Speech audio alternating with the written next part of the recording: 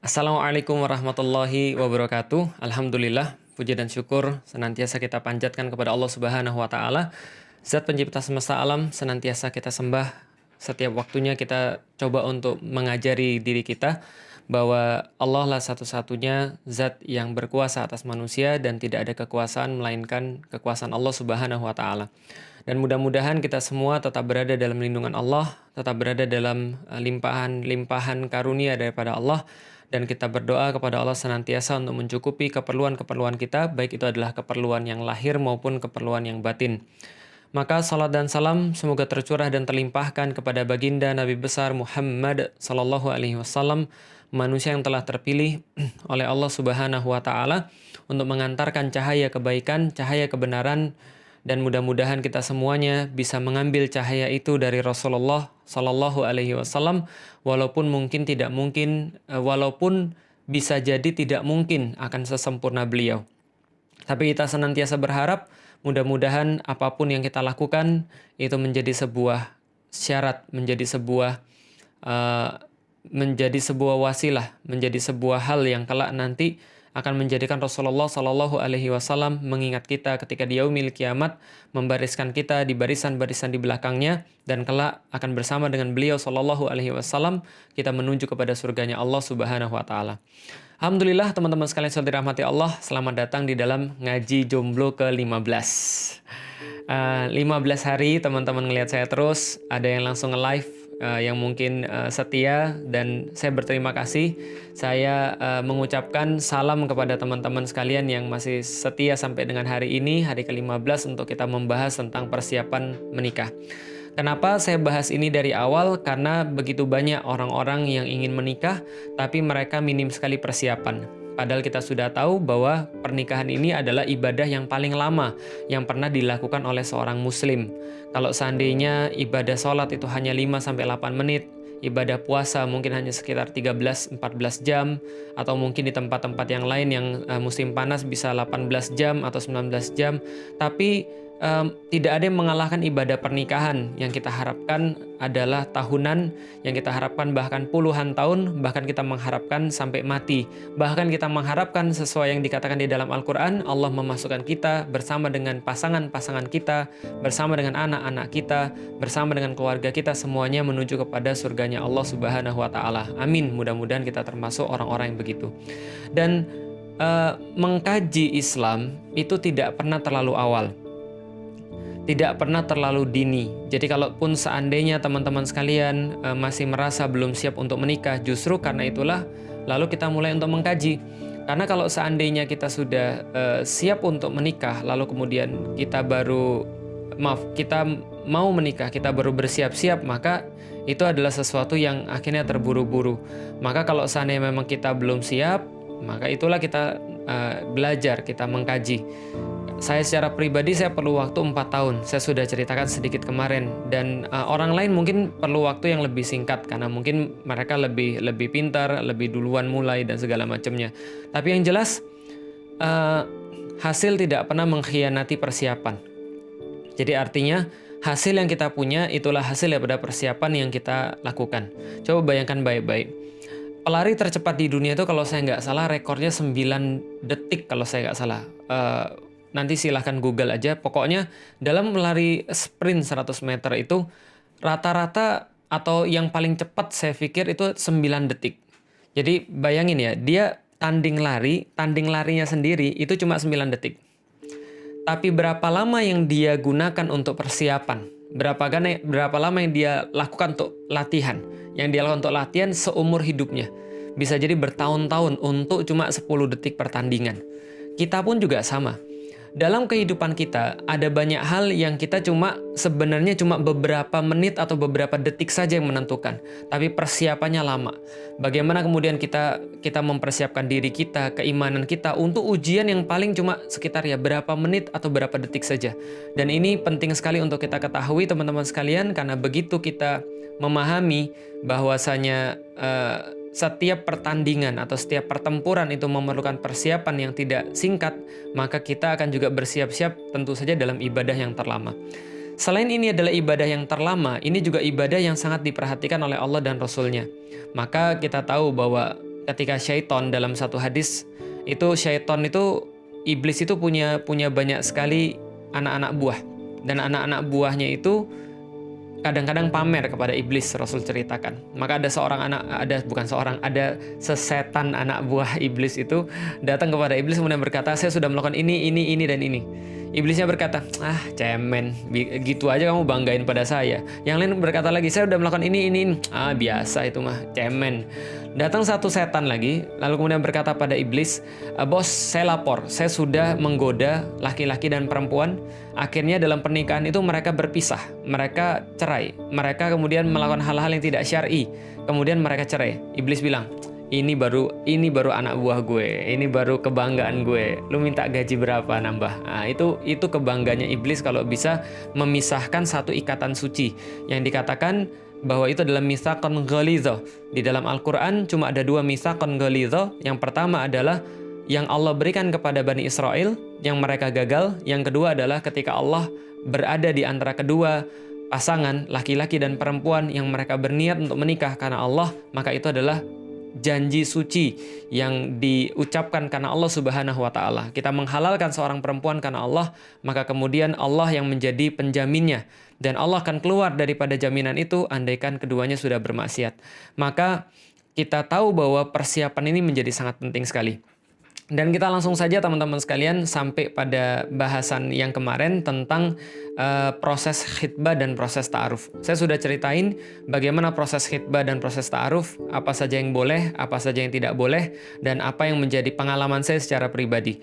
Kita coba untuk review teman-teman sekalian. Jadi prosesnya itu adalah sebenarnya sangat sederhana. Kalau seorang muslim sudah menjalani semua hal yang kita bilang kemarin tentang belajar tentang Islam, mengubah persepsinya, memahami tentang keimanan, lalu kemudian mengetahui tentang bagaimana seorang muslim itu harus berlaku, kewajiban-kewajiban dia sebagai seorang suami, bagaimana kalau nanti dia jadi seorang ayah, apa yang menjadi tujuan hidupnya, apa yang menjadi life goals-nya dia, bagaimana dia menginginkan cara dia mati sehingga dia sudah siap untuk hidup, dan seterusnya. Ini semua adalah bagian daripada apa yang sudah kita bahas yang akan menjadikan seorang muslim atau muslimah itu menjadi sempurna dan menjadi siap untuk melanjutkan pada satu fase berikutnya, yaitu adalah pernikahan. Jadi pernikahan itu hanya satu fase saja di antara seluruh fase, di antara banyak fase-fase hidup manusia. Tidak perlu dianggap lebih keren, tidak perlu dianggap lebih istimewa, tidak perlu pengen-pengenin secara berlebihan, karena itu sama saja seperti ketika Anda masuk dari fase prabalik, dari belum balik menjadi prabalik menjadi akil balik, lalu kemudian mendapatkan beban-beban yang lain. Pernikahan juga sama. Karena ini adalah termasuk penggenapan daripada agama kita, karena Rasulullah SAW berkata bahwa setengahnya agama itu ada pada pernikahan. Maka tentu saja setengah beban kehidupan itu juga ada pada pernikahan. Dan kita tahu dari beban-beban, dari ujian-ujian, dari perintah-perintah Allah itulah kita mendapatkan bagian pahala kita. Dan Maha suci Allah ketika Allah juga memberikan kenikmatan di dalam pernikahan itu. Sehingga tidak hanya kita mempunyai satu fase yang baru, tapi kita juga memiliki satu kenikmatan yang baru. Merasakan mawaddah, merasakan sakinah, merasakan rahmah. Maka ketika kita sudah siap dan kita sudah merasa, oke, ini sudah saatnya saya untuk maju ke dalam fase yang berikutnya. Berapa umur ideal? Nggak ada. Rasulullah SAW menikah umur 25 tahun. Menikah dengan Khadijah yang umurnya 40 tahun. Artinya itu usia yang terpaut sangat besar sekali, yang mungkin di Indonesia sangat sulit untuk diterima. Jadi mereka bisa bilang mereka mengikuti sunnah Rasulullah. Tapi begitu kemudian seorang laki-laki menikah dengan seorang perempuan 40 tahun, janda pula, maka itu pasti menuai omongan yang sangat banyak. Tapi teman-teman sekalian, di sini ada beberapa pelajaran. Bahwa pertama, Rasulullah SAW umur 25 itu sudah lebih daripada matang. 25 sangat matang sekali, karena beliau umur belasan pun sudah terlibat dalam beberapa peristiwa-peristiwa yang bersifat khusus di antara orang-orang kafir Quraisy pada saat itu. Dan artinya kecerdasan beliau itu, kecerdasan emosionalnya, kecerdasan fisiknya itu sudah di atas orang rata-rata. Itu Rasulullah Shallallahu Alaihi Wasallam. Nah, maka kita pun juga sama. Ketika kita sudah siap memang untuk meminang seorang wanita, maka khitbah saja. Khitbah itu apa? Simply permintaan kepada dia untuk bisa menikahi dia. Kalau dianya sudah setuju, kita bisa lanjut kepada bapaknya. Karena ta'aruf itu, khitbah ta'aruf itu, salah satu ciri-ciri yang membedakan dengan pacaran adalah dia ada jangka waktu yang sudah ditetapkan. Kapan mau nikahnya? Bisa 2 bulan lagi, bisa 3 bulan lagi, atau bisa besok harinya, bisa juga 2 pekan lagi, tapi yang mana yang sudah disepakati. Maka masuklah dalam fase ta'aruf kalau sudah punya yang namanya timeline, gitu kan ya, sudah punya ujungnya kita mau kemana. Jadi kita tuh kalau melakukan sesuatu jangan ini kita lagi mau melakukan apa? Nanti aja lah, yang penting kita ta'aruf dulu. Itu modus pacaran syariah, sudah saya bilang itu nggak boleh. Tapi kita tahu ujungnya ini mau kemana, kita tahu tangguhnya ini di mana, waktunya ini di mana, timelinenya di mana, sehingga kita bisa nyiapin. Inilah namanya komitmen. Dan saya sudah kasih tahu laki-laki itu akan berbuat yang terbaik kalau dia sudah muncul komitmen. Beda dengan perempuan. Perempuan itu mungkin tidak terlalu perlu komitmen untuk mencintai, tapi laki-laki perlu komitmen untuk mencintai. Maka cara yang paling pas untuk Anda melihat keseriusan seseorang laki-laki adalah dia mau komitmen atau tidak. Kalau dia nggak mau komitmen, ini bukan laki-laki yang baik. Gampang saja. Laki-laki yang baik, laki-laki yang serius, itu laki-laki yang punya komitmen. Kapan mau nikah dengan saya? Tanggal ini, bulan ini, insya Allah. Kalau semua sesuai dengan apa yang kita sudah rencanakan, insya Allah di bulan ini, insya Allah di tanggal ini, engkau menjadi milik saya sah insya Allah. Saya ambil daripada bapakmu dengan cara yang sah.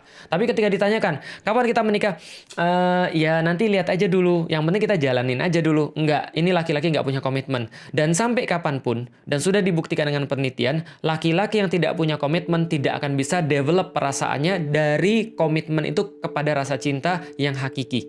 Itu yang membedakan. Maka ada orang yang nanya pada saya, Ustaz, kenapa pacaran tuh nggak boleh misalnya? Ya jelas sekali, pacaran tuh bukan komitmen. Pacaran tuh nggak ada komitmen sama sekali. Bisa jadi hari ini nyambung, bisa jadi besok putus. Dan itu bisa jadi seenak-enaknya dari salah satu pihak daripada keduanya. Saya bahasakan kayak orang pergi ke satu tempat, lantas dia mampir ke rest area. Mampir ke rest area, numpang makan, numpang ke toilet, lalu kemudian dia bisa pergi kapanpun yang dia suka. Karena itu nggak ada komitmen di situ. Nah, pertanyaannya, perempuan mau nggak jadi rest areanya? Mau serius atau mau main-main? Kalau mau serius itu adalah nikah. Kalau mau main-main ya pacaran. Nah, yang cewek-cewek mau diseriusin atau mau dimainin? Nah, karena kalau serius itu pasti ada komitmen. Nah, kalau ada komitmen itu baru laki-laki bisa develop cinta. Contoh lagi misalnya, orang pacaran itu nggak ada komitmen, nggak ada keseriusan. Maka kalau seandainya orang-orang yang dulunya pacaran, lantas ketika dia menikah, dia lalu selingkuh, ya itu wajar-wajar saja.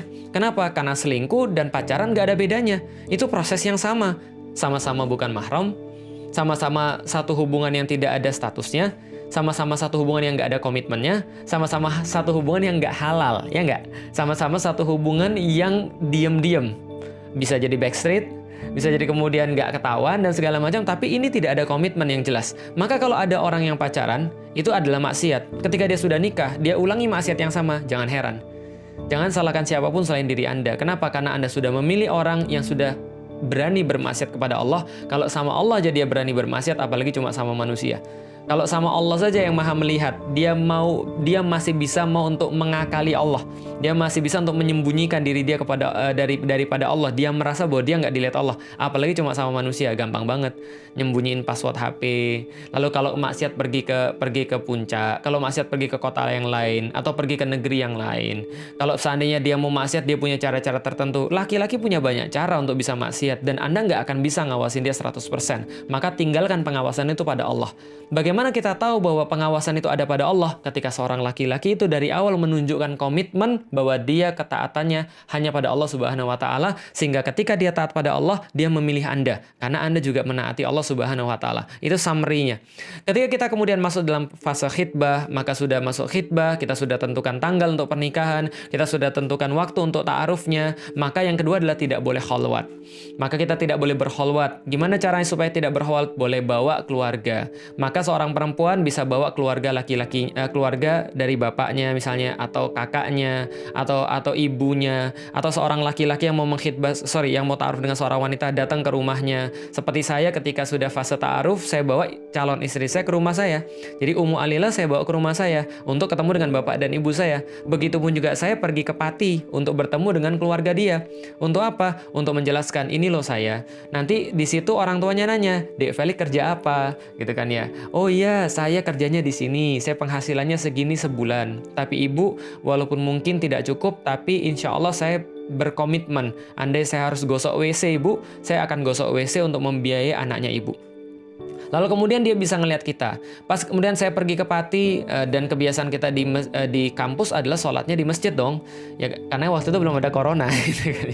Kebiasaan kita adalah sholatnya di masjid dong. Ketika kita sholat di masjid terus muncul desas-desus di antara orang-orang di kampung. Itu mantunya Pak Sini, orangnya soleh. Lah kenapa? Karena sholatnya di masjid. Nah itu menambah sifat positif dong, menambah satu hal yang positif. Padahal saya belum jadi mantunya, gitu ya. Jadi intinya adalah ini adalah salah satu contoh gimana cara kita menjalani khitbah dan ta'aruf. Yang jelas tidak ada yang namanya khalwat, dan kita memang sudah siap untuk menikah, tinggal menentukan kapan waktunya, lalu kemudian kita bisa masuk ke dalam fase berikutnya. Apa fase berikutnya? Mempersiapkan pernikahan. Nah, ini adalah fase berikutnya. Nah, ini saya pikir adalah sesuatu yang sangat sederhana sebenarnya tentang masalah mempersiapkan pernikahan. Pernikahan itu bukan sesuatu yang bersifat khusus di dalam Islam. Artinya tidak perlu sampai orang tuh mengatakan, Ustadz enak aja nyuruh nikah, putusin aja, bayarin dong kalau seandainya nyuruh-nyuruh aja. Pertanyaan saya, yang enak siapa, yang bayarin siapa? Ya kalau misalnya Anda sudah mau nikah, ya berarti Anda sudah harus siap. Berarti kalau Anda belum siap, berarti Anda belum layak untuk menikah, termasuk dalam persiapan finansial. Tapi yang sering menjadi satu halangan adalah ketika orang tuh berpikir bahwa nikah tuh harus mahal. Inilah yang menjadi, saya pikir ya, dosa jariah daripada orang-orang yang menunjukkan kepada orang yang lain bahwa nikah tuh benar-benar harus mahal. Padahal nikah tuh nggak harus mahal, teman-teman sekalian.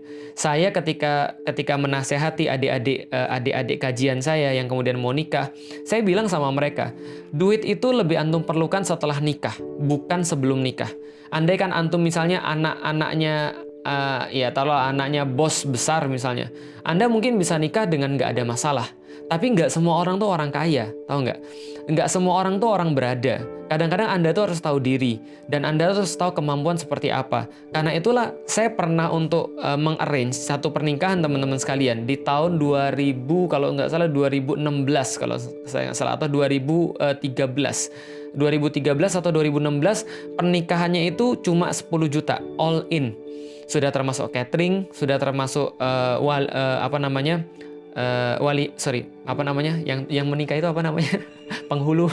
Termasuk penghulunya, termasuk kemudian kos-kosannya, sudah termasuk ranjangnya, sudah termasuk segala macamnya, mahar dan seterusnya. Itu cuma 10 juta, dan itu bisa banget kalau kita mau untuk mengusahakan.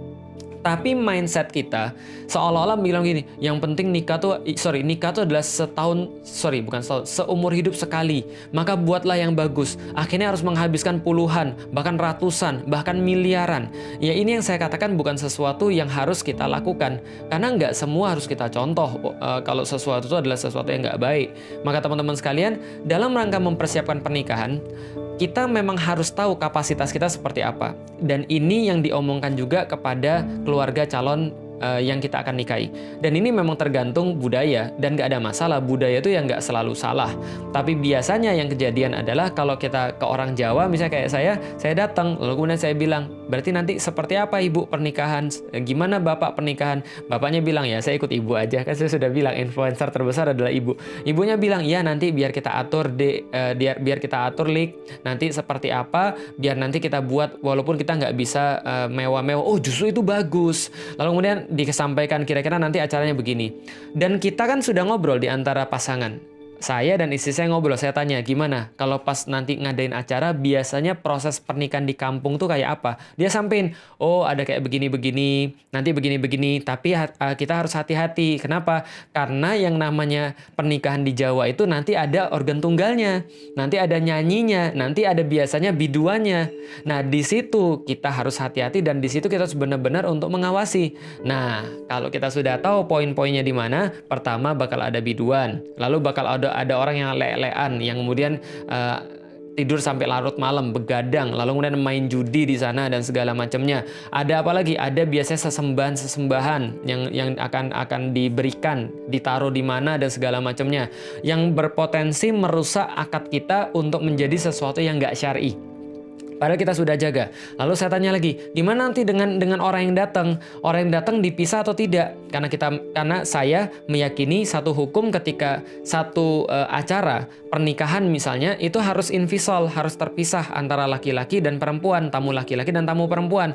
Zaman dulu kalau kita ngomong kayak gini pada orang tua bisa langsung dihajar. Zaman sekarang mungkin lebih enak karena sudah banyak contohnya. Oh, ini pernikahannya artis ini aja kepisah kok antara laki-laki dan perempuan. Oh, ini pernikahannya ustadz ini contoh misalnya, atau pernikahannya orang ini sudah pengemban dakwah, sudah mulai terpisah, sudah mulai terbiasa. Dan orang-orang Jawa itu sebenarnya nggak digituin juga sudah misah sebenarnya, karena laki-laki duduk sama laki-laki, sama bapak-bapak, ya yang perempuan-perempuan duduk sama perempuan. Itu sudah biasa kepisah kayak gitu kalau di orang Jawa, karena budaya Islamnya masih ada, masih kental di situ. Beberapa mungkin ya. Tapi ada juga ya kayak tadi biduan yang goyang-goyang pas malam, lalu kemudian ada orang yang begadang lalu main judi dan segala macam. Disitulah kita coba untuk membuat sebuah strategi dalam hal-hal kayak gini.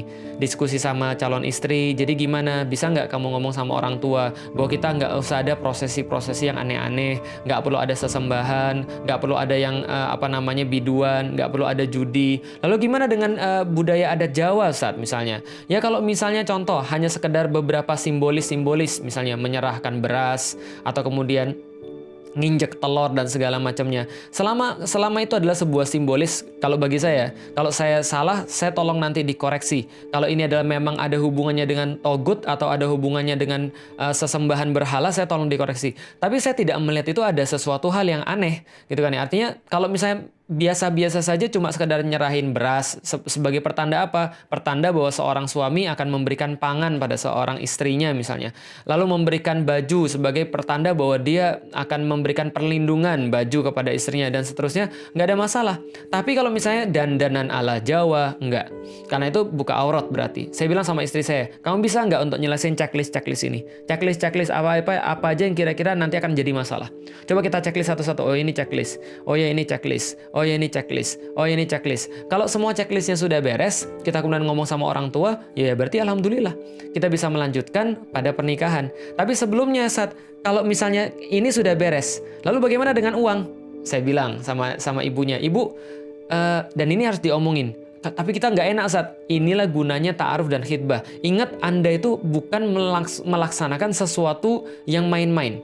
Tapi pernikahan ini harus jelas. Maka harus benar-benar ditanya, mohon maaf ibu, mohon maaf banget, kalau nanti urusan untuk pengeluarannya, ini kira-kira siapa ya yang nanti akan menanggung? Itu harus ditanya. Kalau ibunya ngomong, iya kalau saya sih berharap adik yang nanggung dari pihak laki-laki. Ya berarti tinggal kita tanya, kira-kira berapa yang ibu perlukan? Dia bilang misalnya contoh, yang saya perlu sekitar 500 miliar. Waduh.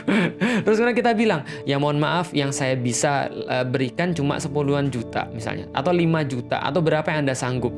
Tapi kalau saya Anda ketemu dengan orang yang baik, alhamdulillah kayak saya. Itu kemudian saya nanya, ibu perlu berapa? Oh, nggak usah. Ya seperti kan saya bilang kemarin, orang Jawa kan gitu kan ya. Nggak usah, nggak apa-apa, biar kita aja. Saya tanya berkali-kali nggak mau. Akhirnya bapak saya bilang, udah Lik nih, papi kasih uang. Bapak saya kasih 5 juta, saya kasih 5 juta itu kepada calon mertua saya. Ibu, ini dari bapak saya, mohon maaf tolong diterima, nanti untuk bantu-bantu pas akad. Untuk bantu-bantu acara pas walimah. Lantas kemudian diterima. Maka saya nikah istri saya itu cuma 5 juta. All in semuanya. 5 juta. Dan saya mengeluarkan duit lagi. Bukan duit saya sih sebenarnya. Duit bapak saya. Karena bapak saya yang bayarin saya. Untuk beli mahar. Lalu berupa mas kawin. Emas. Lalu kemudian seperangkat alat sholat. Lalu itu yang kejadian. Mudah banget. Dan teknis-teknis yang lain. Ngurusin surat dan segala macamnya. Ustadz, itu udah terlalu jauh. Yang maksud kita itu adalah bagaimana dalam ta'aruf ini kalau kita tidak cocok. Bagaimana cara menentukan kita cocok atau tidak. Saya sudah bilang sama antum, yang antum cari apa?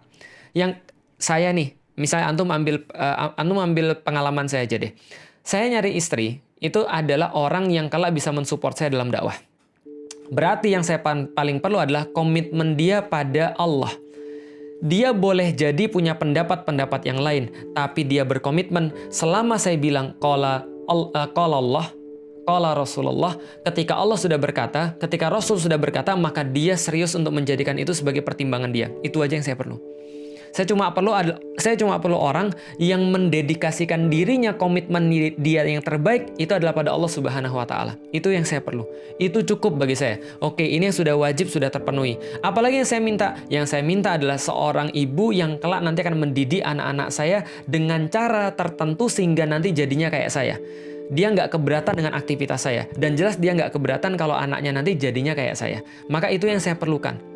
Perempuan, lalu kemudian bisa mendukung aktivitas dakwah saya, lalu kemudian bisa menjadi ibu daripada anak-anak saya. Itu adalah sesuatu yang saya anggap wajib. Maka kemudian apa lagi? Ya tentu dong kalau punya anak berarti dia harus, ya mohon maaf, tidak punya kekurangan di hal-hal yang bisa mengakibatkan dia nggak punya keturunan. Walaupun pembahasan yang lain, kalau ada orang-orang yang nggak punya keturunan, itu bisa jadi pembahasannya berbeda. Bukan berarti sesuatu yang jelek atau sesuatu yang buruk. Enggak. Sama sekali enggak. Karena bisa jadi ada kemuliaan yang lain yang Allah mau berikan pada orang-orang yang seperti ini. Tapi saya pastikan, seperti apa memastikannya? Ya tanya. Kamu, ya ini paling mudah ya. Seorang laki-laki bisa nanya, jadwal haidmu lancar atau enggak? Itu boleh. Kenapa? Karena itu salah satu tanda daripada kesuburan, jadwal haid misalnya. Atau misalnya kamu punya penyakit keturunan atau tidak. Misalnya contoh, ya jantung, atau misalnya penyakit-penyakit yang dalam dan segala macamnya, ini boleh ditanyain pas ta'aruf dan khitbah. Yang saya perlu cuma itu saja. Bonusnya adalah dia rajin mengkaji Islam. Dia sudah mulai untuk membaca kitab-kitab tertentu yang saya pikir nanti akan berguna untuk anak-anak. Dia orangnya sederhana, dia orangnya mudah untuk disenangkan, karena orang desa, mudah untuk disenangkan. Dia orangnya bisa menghargai seorang laki-laki. Tapi ada kekurangan atau tidak? Jelas ada. Istri saya karena dia orang desa juga, Jawa Tengah mepet ke Jawa Timur, Pati, bicaranya agak kasar. Sedangkan saya orang Sumatera, Melayu yang agak lembut. Lalu kemudian ketika saya dengar kata-katanya, kadang-kadang saya merasa kata-katanya sangat kasar. Tapi bagi saya, ya sebagaimana yang disampaikan oleh Allah dan Rasul-Nya. Ketika Anda tidak menyukai sesuatu pada seseorang perempuan, Anda akan menyukai kualitasnya yang lain. Karena seorang perempuan itu, sebagaimana seorang laki-laki, ketika dia lebih dalam sesuatu, dia pasti akan ada kurang dalam sesuatu. Dan itulah manusia. Kita nggak bisa mengharapkan manusia 100% sempurna. Karena Anda pun nggak 100% sempurna. Jadi kalau misalnya ada kemana yang bertanya, Ustadz, bagaimana kita memastikan dia cocok buat saya? Menurut saya kalau memastikan dia cocok buat Anda itu agak nggak adil. Tambah deh satu pertanyaan lagi. Nggak hanya apakah dia cocok bagi saya, tapi Anda juga harus bertanya, apakah Anda juga cocok bagi dia? Karena Anda itu juga nggak sempurna, sebagaimana dia nggak sempurna. Maka ketika perkataan dia kadang-kadang kasar, maka kadang-kadang dia menurut saya Ummu Alila kurang playful misalnya. Menurut saya misalnya Ummu Alila punya beberapa kekurangan yang lain, misalnya terlalu polos misalnya dan segala macam, nggak bisa berpikir bahwa orang tuh punya satu plot terhadap dia misalnya. Ya itu adalah sesuatu yang harus saya tutupi. Di saat yang sama Ummu Alila tuh tegaan banget bisa jadi. Di saat yang sama saya tuh nggak tegaan banget. Maka itu juga melengkapi. Ummu Alila tegaan banget, saya nggak tegaan. Ummu Alila kadang-kadang melihat sesuatu dengan cara lebih berpikir panjang, saya nggak berpikir panjang. Saya kalau lagi mau sesuatu ya sudah, lakukan ya lakukan, beli ya beli. Ummu Alila bilang jangan dulu, sebentar, coba kita mikir dulu. Ya itu kan perempuan dan laki-laki saling melengkapi satu sama lain. Cara kita mendidik anak juga seperti itu. Kadang-kadang kalau saya marah dia ngingetin saya, kadang-kadang ketika dia kemudian nggak tepat saya coba untuk membenahi dia. Ya inilah namanya rumah tangga. Jadi ketika kita pendekatan yang kita cari juga hal yang seperti itu tadi. Bagaimana ketika kita melihat bahwa dia tuh punya karakter-karakter wajib yang sudah kita list di dalam kehidupan kita. Oh, dia sudah punya ini, berarti yang lain tinggal pelengkap saja. Bagi saya dia manis, asik. Gitu kan. Kenapa? Dari dulu tuh saya senang dengan perempuan-perempuan yang matanya bulat, gitu kan. Nah, bagi saya kemudian Ummu Alila mempunyai karakteristik itu nggak wajib. Itu adalah sesuatu yang bersifat ya sunnah kali ya gitu ya. Terus apa lagi? Oh, tapi dia hitam, ya nggak ada masalah. Lah kenapa? Kan sudah saya bilang, kita nggak ngukur tingkat keputihan, kita nggak nyari model untuk pemutih gitu kan ya. Lucu kan ya, jual pemutih tapi modelnya udah putih semua gitu kan ya, dan nggak bisa lebih putih lagi daripada itu. Oke, jadi artinya adalah kalau kita bicara tentang kualitas-kualitas yang kita inginkan, Anda yang harus jelas. Jadi kalau Anda bilang apakah dia cocok buat saya, berarti Anda itu yang nggak jelas untuk mengetahui apa yang Anda mau. Kalau Anda sudah jelas dengan apa yang Anda mau, Anda nggak akan bertanya seperti itu. Bahkan in the first place ketika Anda milih dia pun Anda sudah memberikan filter-filter itu. Jelas ya? Jadi kalau seandainya Anda menemukan sesuatu yang Anda nggak suka dan Anda nggak siap untuk menghadapi itu, dan hal itu bersifat bersifat mungkin tidak bersifat agamis ya, tapi bersifat hal-hal yang lain. Contoh, Anda melihat dia nggak bisa nurut sama Anda dan dia senantiasa bantah, atau pola hidupnya yang terlalu tinggi. Misalnya dia harus pergi ke mall setiap pekannya 2 kali, atau harus beli tas bermerek yang harganya jutaan, bahkan puluhan, bahkan ratusan juta, dan dia seneng dengan perkara-perkara kayak gitu. Kalau saya terus terang saya nggak bisa terima. Saya nggak bisa terima kalau dulu ketika saya taruh sama Ummu Alila dan dia kemudian mengharuskan standar hidup dia itu ada pada satu titik tertentu. Bagi saya, yang lain boleh menerima dan itu syar'i saja, tapi saya nggak bisa nerima pola hidup yang kayak gitu. Mohon maaf banget, saya nggak bisa terima pola hidup yang kayak gitu. Nah, contoh misalnya, dulu ketika saya pergi ke Paris dan pergi ke Milan bersama dengan bapak dan ibu saya dan teman-teman bapak dan ibu saya tuh nggak bisa nerima kalau ada orang beli tas harganya puluhan juta. Itu saya nggak bisa terima. Saya nggak bisa terima orang beli tas harganya ratusan juta. Itu saya nggak bisa terima dan nggak masuk dalam kepala saya. Dan saya paling nggak suka ketika orang tuh ngelihat kita dan ngelihatnya dari luar kita, seolah-olah kita nggak punya kualitas internal. Dan saya nggak mau kalau istri saya nanti itu dinilai daripada apa yang dia pakai, bukan apa yang ada dalam diri dia, bukan apa yang dia dakwakan. Bagi saya itu nggak penting sama sekali. Saya nggak bisa terima ketika seseorang bilang, saya nggak bisa jalan kalau mobilnya nggak model kayak gini. Nah, kenapa? Itu terlalu manja, dan saya nggak perlu perempuan-perempuan manja dalam hidup saya. Saya perlu perempuan yang saya bisa ajak untuk lari dan saya ajak untuk dakwah. Nah, itu kalau saya, itu contoh preferensi saya. Dan andai kan dulu Ummu Alila modelnya kayak gitu, itu jelas sudah saya batalin ta'aruf saya. Dan nggak ada dosa bagi seorang laki-laki membatalkan ta'aruf. Kemarin ada yang bilang, apakah ta'aruf itu pemisahnya hanya mati? Itu kawin namanya. Dan orang nikah aja bisa berpisah tanpa mati, gitu kan ya. Apalagi ta'aruf, apalagi khitbah. Ya kalau Anda sudah memang menemukan ketidakcocokan, ya udah nggak apa-apa. Tapi Ustadz, ada laki-laki yang modus loh Ustadz. Ada laki-laki yang menjadikan ta'aruf dan khitbah itu modus pacaran, dan dia tuh cuma untuk ganti-ganti pasangan aja. Kita sudah tahu yang namanya Islam itu memang sudah memberikan syariat. Walaupun syariat itu bisa dipermainkan dengan orang-orang yang punya niatan jelek. Dan sudah kita serahkan pada Allah kalau ada yang kayak gitu. Walaupun saya pikir nggak akan banyak. Tapi yang jelas kalau Anda menemukan sesuatu yang sudah tidak Anda suka, ya boleh mundur. Contoh misalnya, satu waktu ada orang yang ta'aruf, sudah cocokkan keduanya. Cuman ketika ketemu sama orang tuanya, maka orang tuanya, ya mohon maaf, nggak semua, mohon maaf. Tapi kadang-kadang memang kita harus mengkritik budaya-budaya kayak gini. Mohon maaf, saya tahu orang-orang Bugis punya kebijaksanaan sendiri dengan uang panainya, dan mereka punya dasar budaya yang sangat kuat karena di dalam Islam juga salah satu yang menandakan kehormatan perempuan adalah memang maharnya. Maharnya memang tidak boleh dibatasin. Ketika Umar bin Khattab mau membatasin mahar pun, ketika perempuan kemudian protes, Umar bin Khattab nggak jadi membatasin mahar. Maka saya tahu tentang masalah panai itu mungkin mempunyai dasar akar sejarah yang luar biasa di dalam budaya Bugis. Tapi kita juga perlu untuk memikirkan bahwa kadang-kadang banyak orang yang akhirnya nggak jadi nikah, atau nunda nikahnya, atau undur diri daripada nikahnya, atau merasa takut mau nikah dan akhirnya terjebak maksiat. Dan ini adalah permasalahan yang sangat besar sekali, gitu maksudnya. Dan kita harus tahu juga, nah maka orang-orang tua juga harus mikir. Ketika waktu dulu juga ada satu kasus, ketika mau menikahi salah satu adik saya mau menikahi orang Bugis, lantas tiba-tiba orang tuanya mengajukan mahar yang luar biasa, yang mungkin nggak bisa dipenuhi, ataupun kalau dipenuhi juga untuk apa. Lalu kemudian saya katakan pada dia, berarti ini problem kan, orang tuanya mengharuskan begini sementara antum belum bisa memenuhi. Lalu seperti apa? Oh ya Ustaz, kita bisa Ustaz, tapi saya akan ngutang. Saya bilang nggak usah ngutang. Kenapa? Antum perlu duit banyak ketika sudah nikah. Antum perlu sumber daya yang banyak ketika antum sudah nikah. Jangan ngutang. Saya bilang, usahakan cara yang lain. Negosiasi sama bapak ibunya. Minta calon antum untuk ngobrol sama bapak ibunya. Sudah Ustaz, kita udah ngobrol berkali-kali. Lalu kemudian besoknya datang lagi, pekan depan datang lagi. Nggak bisa Ustaz, pekan depan datang lagi. Nggak bisa Ustaz. Saya bilang sama dia, tentuin tangguhnya. Tentuin tangguhnya. Kalau sebulan dari sekarang kalian nggak bisa meyakinkan, berarti kalian bukan ditakdirkan untuk menikah. Kenapa? Karena ini mulai ke arah sesuatu yang saya nggak suka. Karena bagaimanapun juga standar saya secara pribadi untuk kemudian melihat satu pernikahan itu, ya ini benar-benar harus dalam kendali kita. Karena kita harus tahu, yang namanya hajat nikah itu adalah hajatnya dua orang yang mau nikah. Dan ini harus kita ketahui dulu, Anda bukan harus nurut pada orang lain. Ini idealisme Anda, karena Anda sedang memulai sesuatu yang kelak nanti Anda akan harus ceritakan pada anak dan cucu Anda. Tentang bagaimana Anda menikah supaya Anda mewariskan kebiasaan-kebiasaan yang baik pada mereka. Tidak menyusahkan orang ketika menikah. Gitu kan ya. Nah maka kemudian saya bilang, cari waktu 1 bulan, Anda nggak bisa kemudian untuk meyakinkan, sudah batalkan ta'arufnya, cari yang lain. Berarti Anda bukan dia dan dia bukan untuk Anda. Apa itu jodoh? Jodoh adalah ketika mereka sudah nikah dan bersama, itu jodoh. Gimana kalau mereka nanti cerai Ustaz? Berarti jodohnya sampai di situ. Jelas ya? Jadi jodoh itu adalah sesuatu yang sudah Allah takdirkan bersama.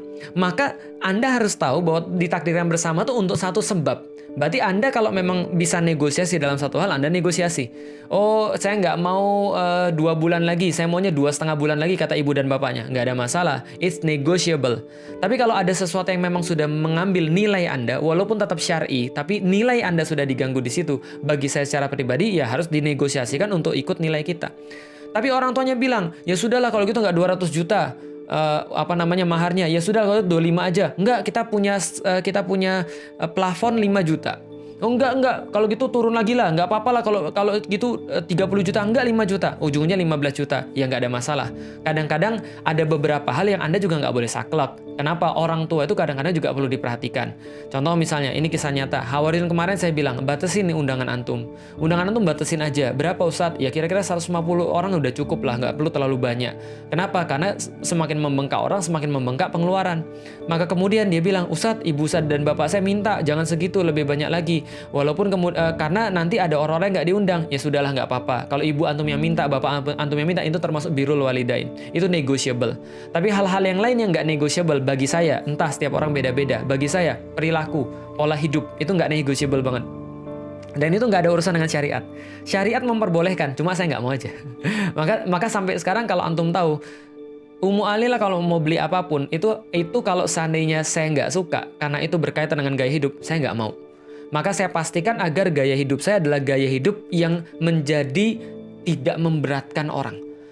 Itu harus kita pahami. Nah, maka ini kalau misalnya kita nggak jadi, nggak ada masalah. Karena sudah saya bilang, orang yang masuk dalam keadaan khitbah ta'aruf, ketika gagal, dia keluar dengan keadaan sama mulianya. Dan keadaan sama fitrahnya, dia nggak pernah dirusak oleh siapapun. Bahkan dia nggak dirusak oleh kupingnya, nggak dirusak oleh rayuan pulau kelapa. Dia nggak dirusak hatinya dengan zina hati. Dia nggak dirusak matanya dengan zina mata. Apalagi kemuliaan tubuhnya. Apalagi kehormatan dirinya. Itu nggak rusak sama sekali. Nggak ada masalah kalau Anda memang merasa nggak cocok, lantas batal. Tapi kalau Anda merasa cocok, lantas bicarakanlah hal-hal yang memang sesuai untuk pernikahan. Tentang budgetnya, tentang siapa yang diundang, tentang list-list pernikahan, tentang siapa yang kita gunakan sebagai event organizer, yang biasanya yang digunakan adalah teman-teman halkohnya, atau teman-teman likoknya, atau misalnya yang ditunjuk sama murabbiyahnya, atau yang ditunjuk oleh musyrifahnya, yang biasanya nikahnya di tempat yang ahwatnya, kan gitu kan ya. Nah, itu tentang mempersiapkan nikah, dan kayaknya episode-episode kita ini akan segera berakhir.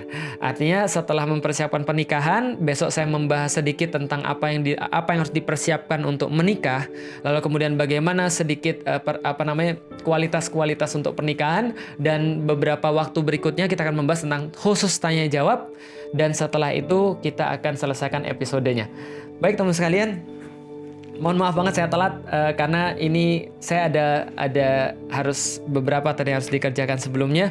Mudah-mudahan bermanfaat, dan mudah-mudahan hari ini teman-teman mendapatkan gambaran yang utuh.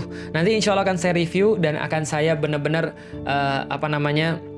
saya ulang lagi dari awal. Shortnya seperti apa?